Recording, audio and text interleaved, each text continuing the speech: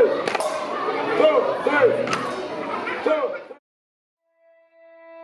started the school with my husband, and we envisaged a school that gave hands-on training to children to become problem solvers. Never did we think that STEM training will be this accessible, affordable, and fun here in Ghana until we came across the Science Set.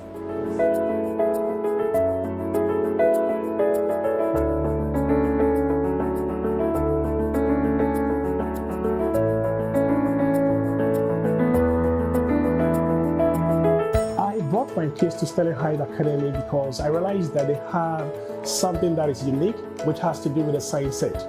And I believe that in their education, it's not just going to be about head knowledge. The practical aspect also counts. And with the Science Set, they'll be able to do that.